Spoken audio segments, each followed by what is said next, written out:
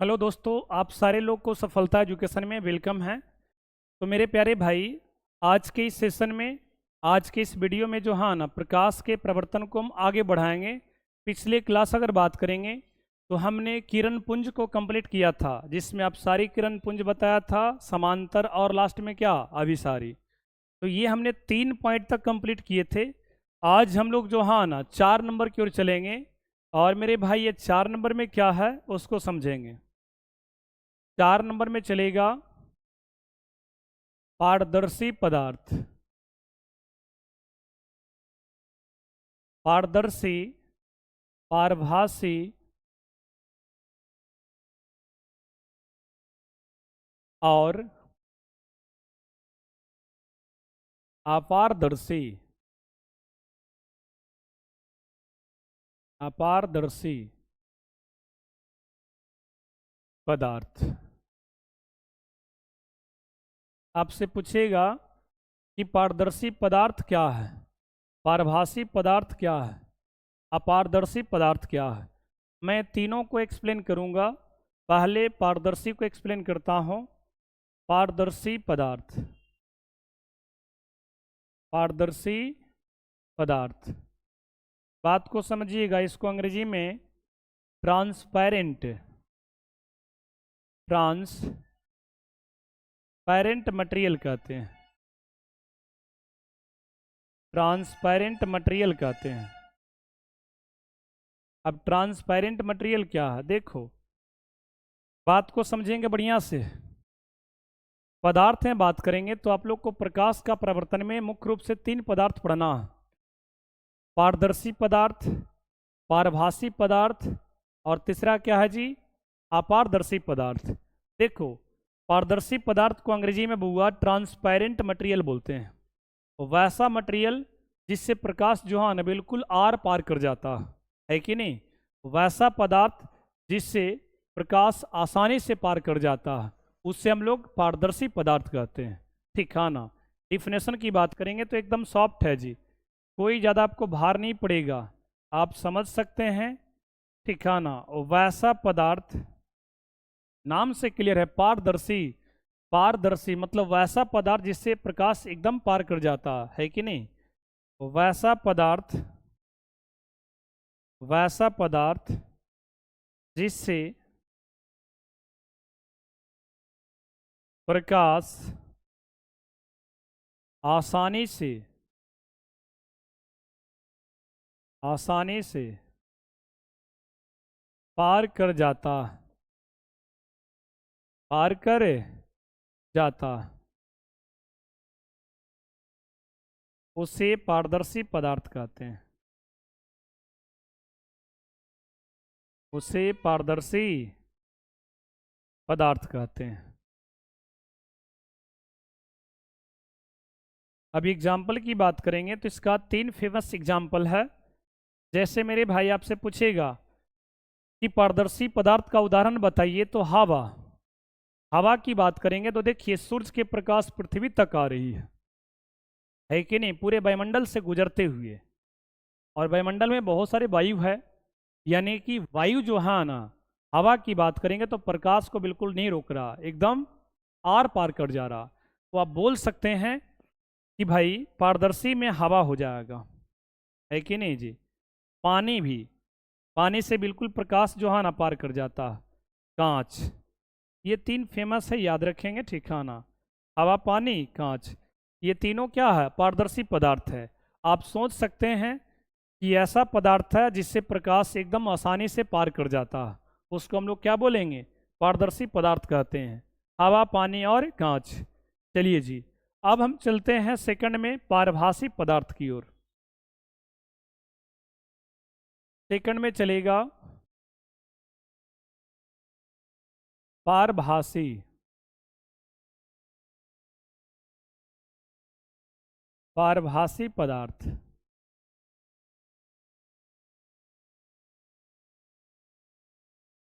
Translucent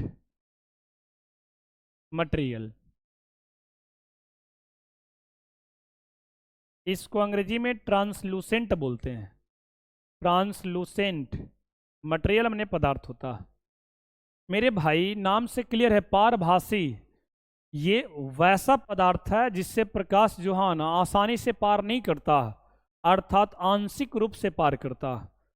उसको हम लोग क्या कहते हैं? पारभासी पदार्थ कहते हैं। जैसे घिसा हुआ कांच, तेल लगा कागज, है कि नहीं? कुहासा, कोहरा भी बोल सकते हैं, या बादल की बात करेंगे, या रक्त की बात करेंगे, या आप दूध की बात करिए, तो ये सब क्या है? ये सब का सब जो है ना पारभासी पदार्थ है। इसको आप लिख सकते हैं वैसा पदार्थ, वैसा पदार्थ जिससे प्रकाश आसानी से पार नहीं करता। देखो, भाषा पर पकड़ होना चाहिए। डिफिनेशन तो कई किताब में मिल जाता है लेकिन याद नहीं होता है। बच्चा के लिए इंपॉर्टेंट क्या है? भाषा। अगर मेरे भाई भाषा किताबी ना हो करके सामाजिक हो जाए, है कि नहीं, एकदम आम भाषा हो जाए, तो कोई भी डिफिनेशन बच्चा याद कर सकता है। हम वही प्रयास कर रहे हैं कि आपको जितना आसान से आसान भाषा जो है ना हो सके उतना आसान कर दें, ठीक है ना? तो मेरे भाई वैसा पदार्थ जिससे प्रकाश आसानी से पार नहीं करता, आसानी से पार नहीं करता, आसानी से पार नहीं करता, उसे ठिकाना हम लोग क्या कहेंगे? पारभासी पदार्थ कहते हैं।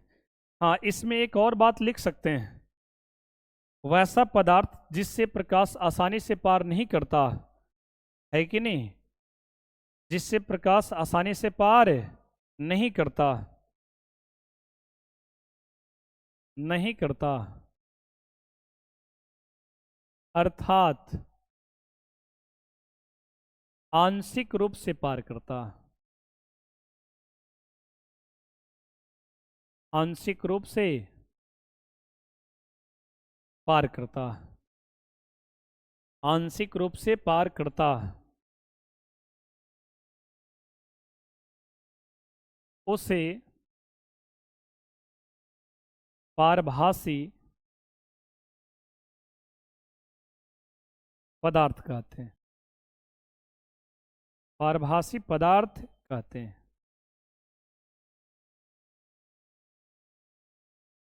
उदाहरण की बात करेंगे मेरे भाई, घिसा हुआ कांच। जब कांच गंदा हो जाएगा या घिस जाएगा तो कांच से जो है ना प्रकाश आसानी से पार नहीं करता, ठीक है ना, आंशिक रूप से पार करता है। तेल लगा कागज, कागज में अगर तेल लगा दीजिएगा मेरे भाई, उससे प्रकाश आसानी से पार नहीं करता। तेल लगा कागज, है कि नहीं? कुहासा, कुहासा हो जाएगा, है कि नहीं, जिसको कोहरा भी बोलते हैं। बादल की बात करेंगे,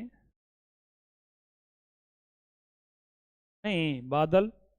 दूध की बात करेंगे, ब्लड जिसको खून या रक्त बोलते हैं, है कि नहीं, रक्त हो जाएगा इत्यादि। इतना में पर्याप्त है। आप याद रखेंगे ये वैसे पदार्थ है जिससे प्रकाश आसानी से पार नहीं करता, अर्थात आंशिक रूप से पार करता है। उसको हम लोग क्या बोलेंगे? पारभासी पदार्थ कहते हैं। अंग्रेजी में इसे ट्रांसलूसेंट मटेरियल बोलते हैं। तो मेरे प्यारे भाई, समझ में आप लोग को एकदम आ रहा होगा, ठीक है ना? अब आगे की ओर चलते हैं। तीसरा क्या है जी? तीसरा मेरे भाई अपारदर्शी है जी। तीसरा में क्या है? अपारदर्शी।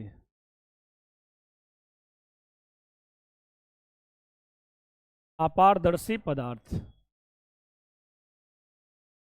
अपारदर्शी पदार्थ, इसको हम लोग ओपेक मटेरियल कहते हैं। क्या कहते हैं? ओपेक मटेरियल कहते हैं।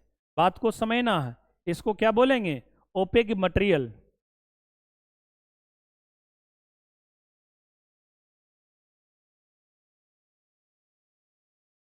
OPEC material. ये मेरे प्यारे भाई ऐसा पदार्थ है जिससे प्रकाश जो है ना बिल्कुल पार नहीं करता है, जिससे प्रकाश बिल्कुल पार नहीं करता है, ठीक है ना। उसी को हम लोग क्या बोलते हैं? अपारदर्शी पदार्थ बोलते हैं। जैसे देखो, पहले लिख लेते हैं, उसके बाद इसका एग्जाम्पल। वैसा पदार्थ जिससे प्रकाश आसानी से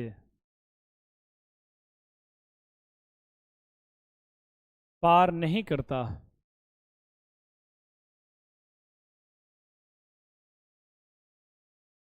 आसानी से पार, नहीं नहीं ऐसे नहीं लिखो, ये तो पारभासी वाला आ जाएगा ना। वैसा पदार्थ जिससे प्रकाश बिल्कुल पार नहीं करता।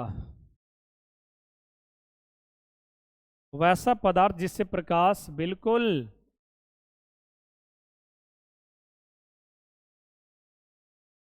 पार नहीं करता। बिल्कुल पार नहीं करता, नहीं करता। उससे हम लोग क्या बोलेंगे?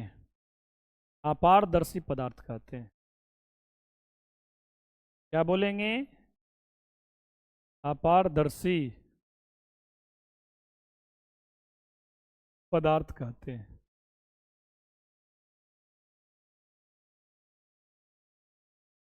अपारदर्शी पदार्थ कहते हैं। अब इसका उदाहरण देखो, है कि नहीं? जैसे आप समझिए, लकड़ी ले लो, है कि नहीं? दीवार की बात करेंगे, बात को समझना। अलकतरा की बात करेंगे, कुर्सी टेबल की बात करेंगे, है कि नहीं? क्या इससे प्रकाश पार करेगा जी? नहीं मेरे भाई। लोहा की बात करेंगे, लकड़ी हो जाएगा, है कि नहीं? अलकतरा, ठिकाना, दीवार भी हो जाएगा, इत्यादि, ठिकाना। मेरे प्यारे भाई, लोहा लकड़ी अलकतरा हो जाएगा, दीवार हो जाएगा, पिलर हो जाएगा, पत्थर हो जाएगा। एग्जाम्पल तो बहुत है, कितना लिखिएगा, है कि नहीं? समझाने के लिए तुम समझा दिए। एक पत्थर भी लिख लो, इंपॉर्टेंट है, इत्यादि। ये सब का सब क्या है? अपारदर्शी पदार्थ है कि नहीं? ये सब बिल्कुल प्रकाश को रोक देता है। ये सब मेरे भाई बिल्कुल प्रकाश को क्या करता है? रोक देता है। उसको हम लोग क्या बोलेंगे? अपारदर्शी पदार्थ कहते हैं। चलिए जी, हमने आपको जो हाँ ना 4 नंबर में ये तीनों कंप्लीट कर दिए। अब 5 नंबर में आइए। इतना पढ़ने के बाद चलेगा प्रकाश का प्रवर्तन।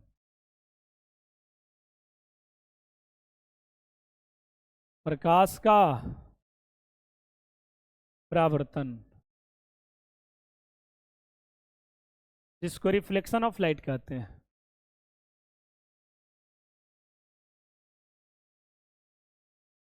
रिफ्लेक्शन ऑफ क्या जी? लाइट।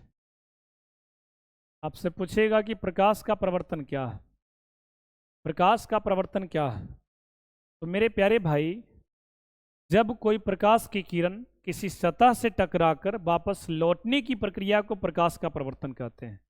जैसे एक दर्पण लेते हैं, है कि नहीं? एक दर्पण ले लेते हैं, और ये दर्पण कैसा है? समतल दर्पण है कि नहीं जी? आप इस पर जो हाँ ना एक टॉर्च को जलाइए। जब टॉर्च को जलाइएगा तो यहां से मेरे भाई रोशनी निकलेगा, और यू रोशनी जो हाँ ना ये दर्पण से जाकर के टकरा कर कैसे जाएगा। इसी को हम लोग प्रकाश का प्रवर्तन कहते हैं, है कि नहीं? प्रकाश का क्या कहते हैं जी? प्रवर्तन। यानी जब कोई प्रकाश किसी सतह से टकराकर वापस लौटता है, वापस उसी माध्यम में लौटने की प्रक्रिया को प्रकाश का प्रवर्तन कहते हैं। ठिकाना, भाषा एकदम आसान होना चाहिए, ठिकाना, बात को समझिएगा। यहां आपसे पूछा क्या जा रहा? प्रकाश का प्रवर्तन। तो आप लिख सकते हैं,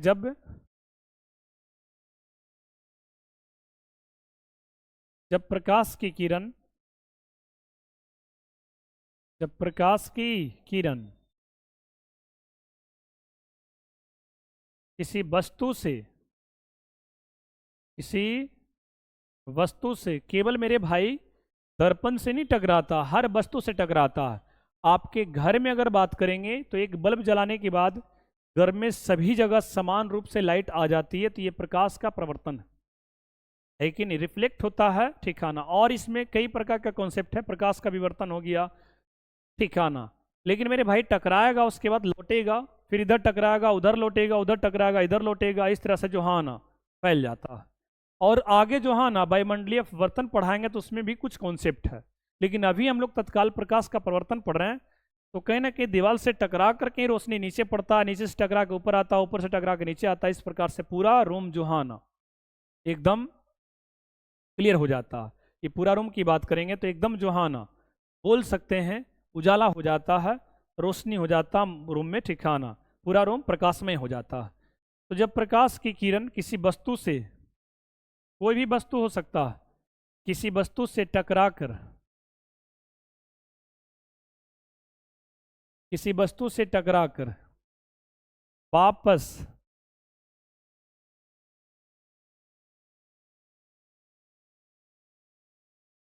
लौटने की प्रक्रिया को, लौटने की प्रक्रिया को प्रकाश का परावर्तन कहते हैं, प्रकाश का प्रवर्तन कहते हैं। बात को समझो। जब प्रकाश की किरण किसी वस्तु से टकराकर वापस लौटने की प्रक्रिया को, वापस लौटने की प्रक्रिया को प्रकाश का प्रवर्तन कहते हैं। जैसे डायग्राम हम बना रहे हैं, डायग्राम पर फोकस करेंगे ठिकाना। अब देखिए हम समतल दर्पण भी लेंगे, एक गोलीय दर्पण भी लेकर के बात करेंगे। चलिए जी, ये मेरे भाई कोई समतल दर्पण है जिससे हम लोग प्रत्येक दिन चेहरा देखने का काम कर रहे हैं, है कि नहीं। अब इस पर देखिए ना, कोई लाइट आता है, ये लाइट जो है ना इस प्रकार मुड़ जाएगा, इस प्रकार क्या होगा, मुड़ जाएगा ठिकाना। इसी को क्या बोलेंगे, प्रकाश का प्रवर्तन। इसी को क्या बोलेंगे, प्रकाश का परावर्तन, है कि नहीं। एक दूसरा लाइट मान लेते हैं ऐसे आता, ये भी इस प्रकार से लौट जाएगा,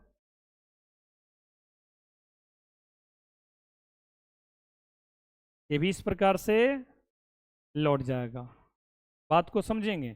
समानांतर अगर आएगी तो समानांतर रिटर्न होगी, ठीक है ना। मान लेते हैं यहां पर ही कोई गोलीय दर्पण है।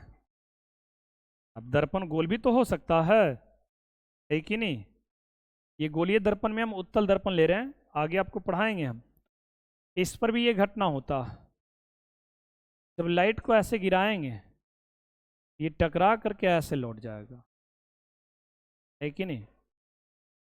अब देखिए यहां पर अगर ऐसे गिराएंगे, यहां पर जो हाँ ना कुछ ऐसे लौट जाएगा, यहां समानांतर नहीं होगा।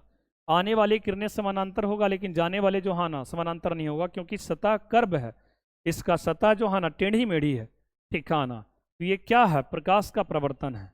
आपको बस ये फील करना है कि जब ऐसा दर्पण देगा, ऐसा दर्पण देगा, उस पर लाइट मारेंगे तो क्या इस प्रकार से लौटेगा। हाँ सर, यस लौटेगा, बिल्कुल लौटेगा, ठीक है ना। तो ये सब क्या है, प्रकाश का प्रवर्तन है। जब प्रकाश की किरण किसी वस्तु से टकराकर वापस लौटने की प्रक्रिया को क्या कहते हैं, प्रकाश का प्रवर्तन कहते हैं। तो मेरे प्यारे भाई आप लोग को समझ में आ गया होगा यहाँ तक, ठीक है ना। चलिए अब आगे बढ़ते हैं। आगे हम लोग पढ़ेंगे प्रकाश का प्रवर्तन के लिए नियम, ठीक है ना, 6 नंबर में। ये सवाल इंपॉर्टेंट है। प्रकाश का प्रवर्तन, प्रकाश का परावर्तन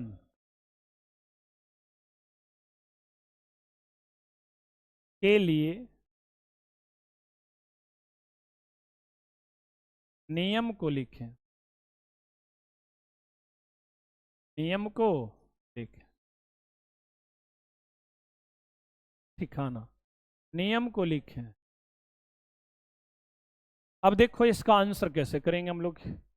प्रकाश का प्रवर्तन के लिए दो नियम होते हैं, आपको याद रखना पड़ेगा। प्रकाश का प्रवर्तन के लिए दो नियम होते हैं। पहला नियम, आपतित किरण, परावर्तित किरण और आपतन बिंदु पर डाला गया अभिलंब तीनों एक ही तल में होता है, तीनों एक ही तल में होता है। दूसरा, आपतन कोण परावर्तन कोण के बराबर होता है। ये सारे बात को समझते हुए चलेंगे। देखो जी,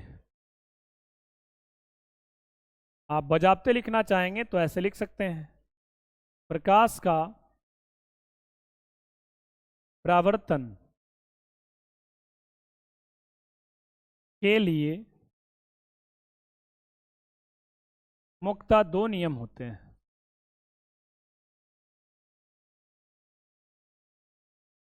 दो नियम होते हैं। भाई कौन कौन होता है?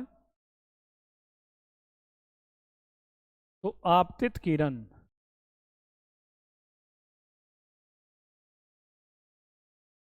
आपतित किरण,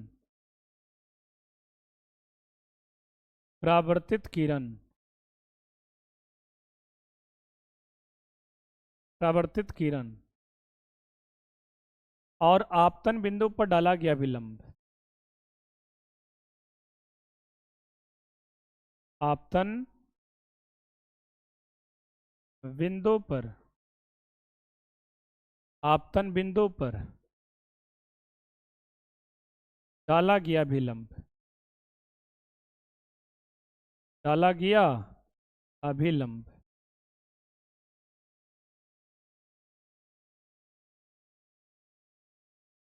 तीनों एक ही तल में होता, तीनों एक ही तल में होता, तीनों एक ही तल में होता। ठिकाना। दूसरा क्या है? आपतन कोण,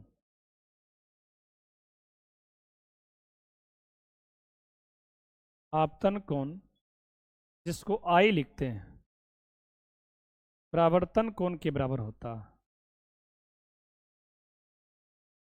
परावर्तन कोण के बराबर होता, परावर्तन कोण के बराबर होता, बराबर होता। ठिकाना यहां लिख देते हैं, अर्थात कोण आई बराबर कोण आर, यही होता। यही दो नियम है जी, यही दो नियम हैं। ठिकाना। अब इसका हम डायग्राम बताते हैं आपको, इसका डायग्राम पर फोकस करिए। इसका डायग्राम भी बनाना आवश्यक है। हमने एक समतल दर्पण लिया है। क्या लिया है जी? एक समतल दर्पण। ये क्या है? समतल दर्पण।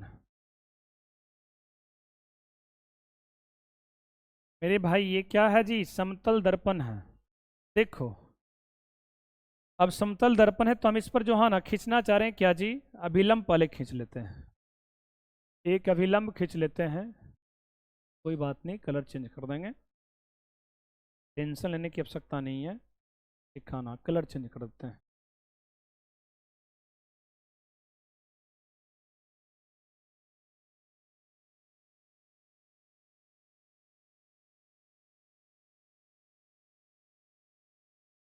और इसको थोड़ा मोटा कर देते हैं।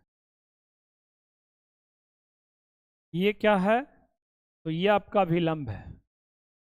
क्या है भाई? अभिलंब है जी। ये हमने अभिलंब खींचा है, जो कि एकदम जो है ना दर्पण पर लंबवत है। क्या है? लंबवत है। ये क्या है जी? समतल दर्पण, समतल दर्पण। अब बात को समझिएगा, ये अभिलंब है, इसको लिख देते हैं अभिलंब है। अब देखिए,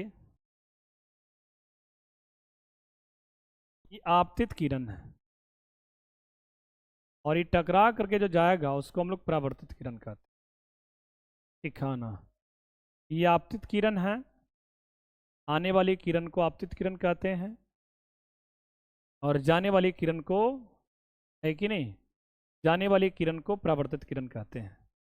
इसको लिख देते हैं, ये आपतित किरण है। आने वाली किरण को आपतित किरण और जाने वाली किरण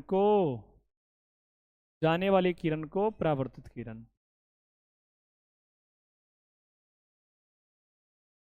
परावर्तित किरण कहते हैं।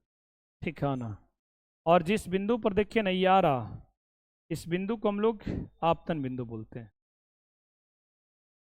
आपतन बिंदु, जिस बिंदु पर आएगा उसको क्या बोलेंगे? आपतन बिंदु। और ये वाला अभिलंब है। अब देखिए ना, ये कोण यहाँ पर ही आई बना रहा, ये कोण क्या बना रहा? कुछ आर बना रहा।